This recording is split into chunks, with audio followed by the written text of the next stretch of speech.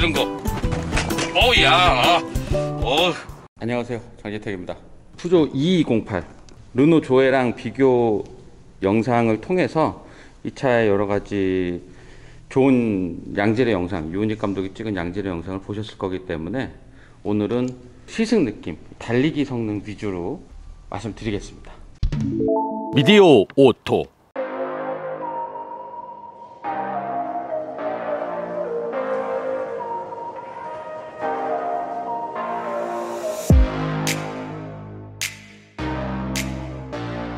제가 이번에 푸조에서 가장 탐나는 게 이 계기판입니다. 계기판이 3차원이에요. 뒤에 화면이 하나 있고 앞에 화면이 하나 더 있는데, 앞에 화면은 반투명 약간 유리로 해서 요 위에 지금 화면이 하나 더 있습니다. 요 화면을 요로 반사를 시켜서, 그래서 실질적인 3차원 화면을 만들어줍니다. 그래서 하나는 튀어나와 있고 하나는 저 뒤로 들어가 있고, 그래서 화면이 이중으로 되는 게 확실히 보입니다. 여기 스포츠 모드랑 이런 거를 바꿀 때도 제가 선택한 거는 이렇게 위로 올라오고, 선택 안 한 거는 저 뒤에 있고, 이런 게 이제 확연히 보이기 때문에 상당히 계기판을 잘 만들었다. 그리고 여기도 게임기처럼, 마치 게임기처럼 한 것도 상당히 잘했다. 그리고 방향지시등을 켜면은 여기 손을 잡았던 곳에 이렇게 방향지시등이나 뭐 몇 가지 시그널이 들어와요. 이런 걸로 상당히 잘했다라는 거고요. 내비게이션 화면은 이게 푸조에서 인스톨 시킨 내비게이션인데, 맵진 에어라는 내비게이션을 켜고 일단 이동을 하겠습니다. 띠리링 띠리링. 푸조 2208의 외관 디자인 설명을 좀 조금 해드릴게요. 일단 푸조 2208은 전기차 전용으로 만든 게 아니고 푸조 208이 있습니다. 우리나라에는 아직 안 들어왔는데, 푸조 208은 가솔린 엔진이나 디젤 엔진으로도 유럽에 지금 팔리고 있고요. 우리나라에도 뭐 조만간 들어오겠죠. 이 208은 길이가 4m 정도 되는 소형차죠. 208은 뭐 푸조의 계속 허리를 책임지는 아주 핵심 모델이고요. 그래서 디자인이나 뭐 이런 거 아주 공들여서 디자인 잘하고, 원래 이 해치백 디자인, 이 해치백 디자인을 프랑스 디자이너들이 상당히 잘합니다. 프랑스 가본 분들은 다 아실 거예요. 이게 큰 차 타시는 분들 없고 대부분 소형 해치백 많이 타시는데, 그 디자이너들도 매번 보는 차들이 이런 차기 때문에 이 차들의 미감이 상당히 좋습니다. 해치백은 프랑스 디자이너들이 상당히 잘해요. 특히 엉덩이 부분을 상당히 탐스럽게 디자인을 잘하죠. 지금 푸조 208도 엉덩이 부분이 아주 디자인이 아주 핵심 포인트예요. 그리고 타이어 쪽을 보시면은 타이어를 검은색으로 이렇게 한 번 더 감싸서 언뜻 보면은 큰 타이어가 들어간 것 같은 그런 느낌을 줍니다. 2208은 요 17인치 휠이 들어가 있는데, 요 휠 디자인도 보면 이거 플라스틱으로 마감을 해서, 친환경 차들은 이제 이 회전 저항, 돌아갈 때 저항을 좀 줄여야 되기 때문에 휠 디자인이 좀 막혀 있는 부분이 많은 디자인을 하는데도, 이 막힌 부분을 검은색으로 이렇게 디자인을 해서 실질적으로는 휠이 좀 멋있어 보이게, 휠이 좀 더 커 보이게 그렇게 디자인을 했습니다. 철판의 볼륨감 같은 거를 상당히 강조를 해서 도톰하게 디자인을 잘했고, 이 작은 차를 디자인할 때는 작은 차를 좀 더 탐스러워 보이게 하기 위해서 볼록볼록한 면을 좀 강조를 하면, 오목한 면보다는 볼록한 면을 강조를 하면 차가 좀 탐스러워 보이고 작은 차인데 귀여움을 좀 강조한 디자인이거든요. 좀 통통한 볼륨감 같은 게 탐스럽게 올라와 있으면은 좀 어려 보이고 동안이다 라는 얘기 많이 하잖아요. 나이가 들면서 이제 살이 빠지고 뭐 이러면서 온폭하게 좀 패인, 뭐 광대뼈가 이렇게 툭 튀어나오면서 나머지 온폭하게 보인다든가 이러면서 좀 나이 들어 보이거든요. 이 자동차 디자인도 이 작은 차 디자인 할 때는 볼륨감을 좀 도톰하게 탐스럽게 해주면 차가 좀 더 귀여워 보이고 그런 느낌이 있습니다. 전기차기 때문에 푸조의 이 엠블럼을 약간 푸른색을 넣어서 매칭을 해서 느낌을 줬고요. 그 다음에 푸조가 쓰는 요 앞에 손톱으로, 앞발톱이라 그래야 되죠. 손톱이 아니고 손톱으로 핥힌 듯한 그런 느낌을 요 주간주행등으로 형상화를 했고요. 후면부도 이렇게 미등 들어올 때 3개의 핥힌 자국 같은 거를 넣습니다. 요게 이제 푸른색으로 이렇게 해서 전기차 느낌을 보여주고 있고요. 문짝 같은 거는 아주 깔끔하게 이 풀도어 방식으로 디자인이 잘 되어 있습니다.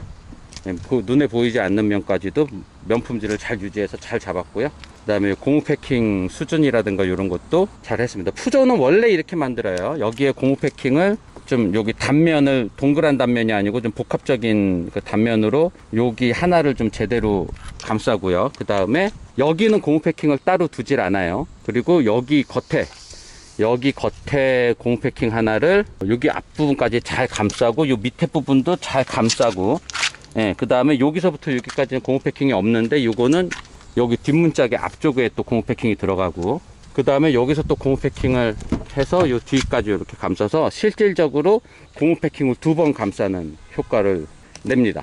실내 공간은 아이콕핏이라 그래서 운전대가 상당히 작은 운전대가 들어가요. 일반 운전대보다 한 지름이 2cm 정도 작은 운전대가 아래 위로 커팅이 돼서 이렇게 들어가서 경주차 같은 느낌을 줍니다. 그리고 운전대 돌리는 느낌도 상당히 민첩하게 잘 돌아가고요. 그 다음에 그 운전대 위로 요 계기판을 보게 됩니다. 그리고 내비게이션 화면. 그 다음에 요런 디테일들 상당히 잘했죠. 그리고 열선 키는 게 여기 버튼이 터치식으로 돼 있어요. 그 다음에 휴대폰 무선 충전, 그 다음에 수납 공간, 그 다음에 기어 노브, 그 다음에 컵홀더, 그 다음에 요 뒤에 작은 수납 공간이 이렇게 되어 있습니다. 콘솔 박스는 지금 안이 상당히 깊은데, 단점이라면은 요 동반석에 요 발받침이 좀 앞으로 나와 있어요. 그래서 동반석에 다리가 긴 분이 앉으면은 다리 부분이 좀 답답하다라는 생각을 가질 수 있을 것 같습니다. 그 다음에 시트는 가죽은 하나도 안 쓰이고요. 인조 가죽이랑 요런 직물 재질, 그 다음에 극세사 섬유로 이렇게 되어 있는데 통풍 시트는 들어가 있지 않아요. 실내 공간은 소형차기 때문에 그렇게 넓지는 않아요. 예, 그대로 이렇게 앉아본 거는 그 르노 조에와 푸조 2208을 비교 시승한 거를 참고하시기 바랍니다. 그 다음에 우리나라 사람들이 좀 싫어하는 이렇게 다이얼로 돌려서 등받이 각도 조절하는 게 운전석도 전동식이 아니에요. 예, 다 돌려서 하는 방식이고요. 예, 그리고 요 바닥 밑에 전기 배터리, 여기도 바닥 밑에 전기 배터리, 이렇게 전기 배터리를 꼼꼼하게 넣어서 50kWh의 배터리를 넣었는데, 바닥에 전기 배터리를 꼼꼼하게 깔다 보니까 바닥이 좀 낮아졌어요. 15cm 정도밖에 안 돼요, 바닥이. 그래서 바닥이 조금 낮다. 바닥에 배터리를 다 깔았기 때문에 트렁크 공간은 전기 배터리를 뭐 여기다 넣어서 트렁크 공간을 잡아먹는다거나 이런 건 없어요. 여기 수납 공간 같은 것도 조금 있고요. 뒷시트를 앞으로 이렇게 접으면 여기에 턱이 이 정도 생기기 때문에 차박하거나 이런 거는 뭐 차 크기도 작은 차라서 불리할 수도 있죠. 그리고 이 가방은 여기 전기 코드를 넣는 가방이에요. 자석으로 되어 있고, 가방은 상당히 잘 만들었더라고요. 이 가방도 여기 이렇게 띄면은 이 벨크로가 있는데, 이 벨크로를 여기다 이렇게 딱 붙여서 수납할 수 있는 그런 가방입니다. 르노 조에는 유압식 그 리프터가 있었는데, 예, 요거는 이제 짝대기 방식이에요. 짝대기로 이렇게 세워놓는 방식. 엔진이 있을 것처럼 생기긴 했지만 엔진이 아니고, 이게 요거 커버 뚫어내면은 여기 밑에 이제 인버터, 컨버터 뭐 이런 것들, 그리고 저 밑에는 전기 모터가 깔려 있습니다. 그리고 여기 12V 배터리, 이 전장류들, 내비게이션이라든지 뭐 헤드램프라든지 이런 것들은 이런 12V 배터리로 구동이 되는 거고요. 띠리링 띠리링. 네, 푸조 2208 이게 본격적인 시승을 해보기 전에 요 구체적인 스펙 알려드리면, 여기 50kWh의 배터리가 요 바닥에 깔려 있습니다. 운전석 바닥 밑, 그 다음에 동반석 바닥 밑은 조금 두툼하게 깔려 있고요. 요 발 놓는 공간은 조금 얇게 깔려 있어서 공간 설계는 상당히 잘했네요. 그래서 요런 소형차, 내연기관 소형차랑 거의 똑같은 외관에 뭐 차체 높이라든가 이런 거 높이지 않고 50kWh의 배터리를 구석구석 잘 찾아서 넣습니다. 이 내연기관차의 소형차 베이스, 소형 해치백 베이스에 50kWh의 대용량 배터리 넣은 거는 아마 이 차가 최초 아닐까 생각은 드네요. 다른 기존의 미니라든가 이런 데서 전기차를 만들긴 했지만, 그 미니에서 만든 거는 트렁크 공간도 좀 잡아먹고 뭐 이렇게 했었는데, 이거는 지금 트렁크 공간이라든지 이런 거 하나도 안 잡아먹고 보이지 않았던 그 공간들을 찾아서 이렇게 배터리를 바닥에 딱 깔았습니다. 이거 공간 설계는 상당히 잘한 것 같습니다. 그리고 이 50kWh의 배터리를 가지고 우리나라에서는 244km를 달릴 수 있도록 그 인증을 받았는데, 유럽에서는 300km 넘게 달릴 수 있도록 인정은 받았는데, 우리나라에서는 조금 좀 덜 받았어요. 우리나라의 전기차에 대한 환경부 인증 기준이 전 세계에서 가장 가혹합니다. 전 세계에서 하는 방식들과 비슷하지만 그 외에 우리나라에서는 영하 7도 이하에서의 효율, 이런 것까지 해서 공식에다 대입을 시켜가지고 그 연료 효율이라든가 주행 가는 거리나 이런 거를 좀 떨어뜨려요. 그래서 그 전 세계에서 가장 가혹한 그 인증 기준을 갖고 있습니다. 연비 효율이 1kWh의 전기로 4.4km를 간다라는 겁니다. 1kWh의 전기는요, 우리 헤어드라이기나 전자레인지 뭐 요게 1000W짜리가 많거든요. 이 1000W짜리를 1시간 정도 켜놓을 수 있는 전기입니다. 작은 전기는 아니죠. 근데 그 전기를 이 자동차로는 4.4km 정도를 달린다는 거예요. 요 귀엽게 생긴 자동차가 4.4km 달리면서 그 1시간 동안 헤어드라이기를 쓰는 그 정도의 전력을 소모한다는 겁니다. 전기 모터가 전륜구동이에요. 전륜구동으로 136마력짜리 전기 모터가 하나 들어가 있습니다. 136마력의 토크가 26.5kg 포스미터의 토크를 내는, 처음에 돌기 시작하면서부터 26.5 토크, 거의 끝날 때까지도, 시속 150km 달릴 때까지도 26.5의 토크를 내는, 토크를 처음부터 끝까지 딱 내주는 전기 모터. 전기 모터는 처음부터 끝까지 최대 토크가 거의 나와요. 띠리링. 아무래도 이렇게 소형차다 보니까 저희 여기 맨날 30km로 다니는 요 길에서 이 승차감이, 도로의 굴곡이라든가 이런 것이, 그래도 승차감이 아주 후지진 않아요. 상용차처럼 막 후지진 않아요. 요 정도 움직임입니다. 승차감이 좋지 않고 그냥 소형차. 무거운 물체는 사실 도로의 굴곡에 막 덜렁덜렁 거리질 않아요. 무거운 물체는 덜렁덜렁 거리기보다 그 승차감을 좀 좋게 해주는 서스펜션이라든지 댐퍼가 어느 정도 충격 흡수를 하고, 무거운 물체는 이 관성이 있기 때문에 무거운 물체는 막 발랑거리지 않거든요. 근데 이제 가벼운 차 같은 경우는 요게 좀 이제 차가 가볍기 때문에 많이 왔다 갔다 거리죠. 차가 일단 좀 무거워야지 승차감이 일단 좋아지는데, 이런 소형차들은 가벼워서 승차감을 좋게 해주거나 그런 맛은 없어요. 대신 차가 작고 가볍기 때문에 핸들링이 엄청 좋습니다. 그냥 즉각적이에요.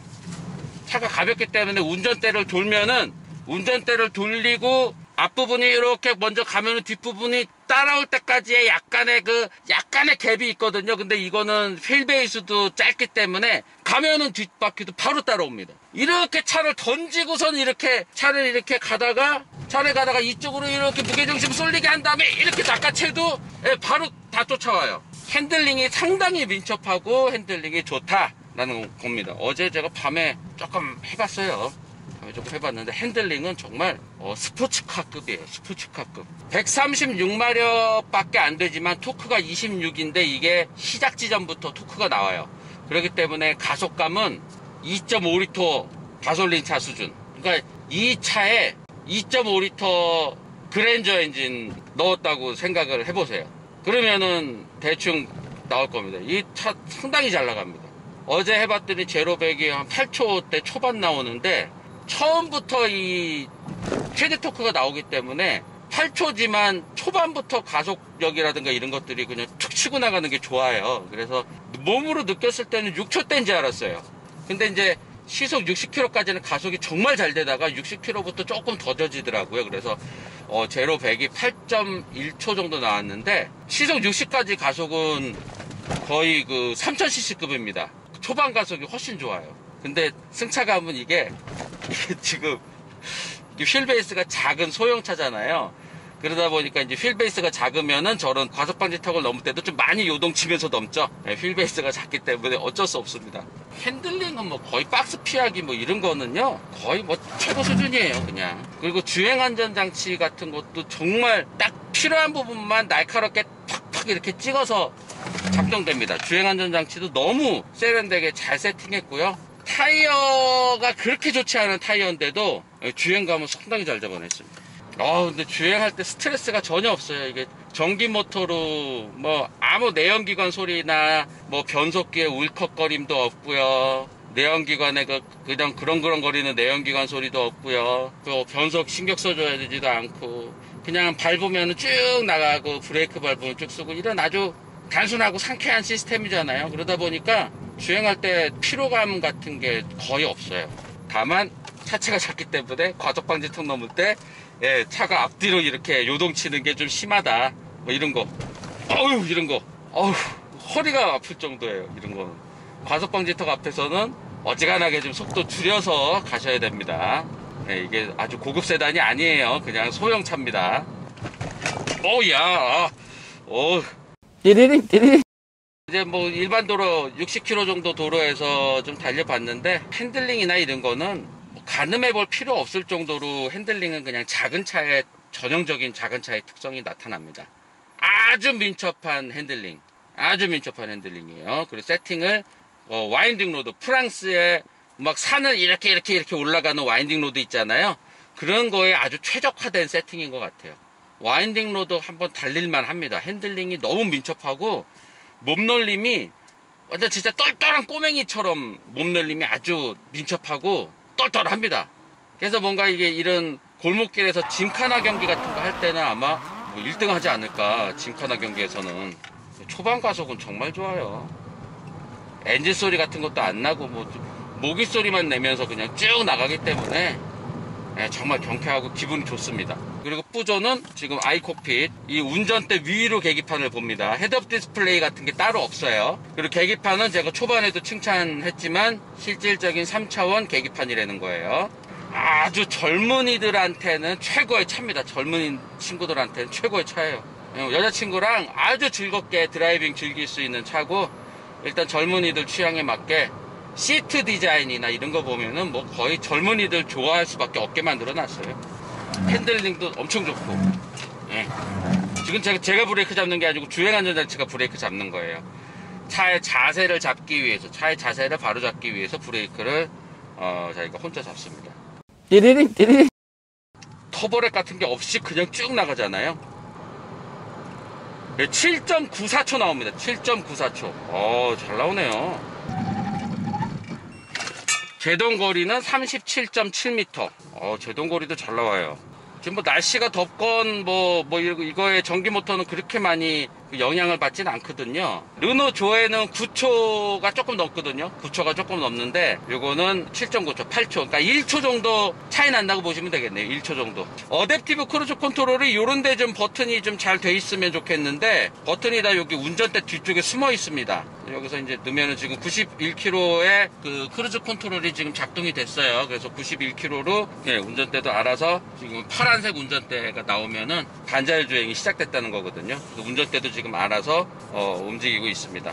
65 정도 납니다. 65 정도.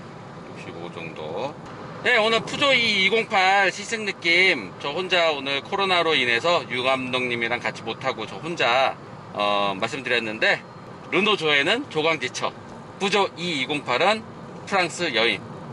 여기까지입니다. 장희택이었습니다. 고맙습니다.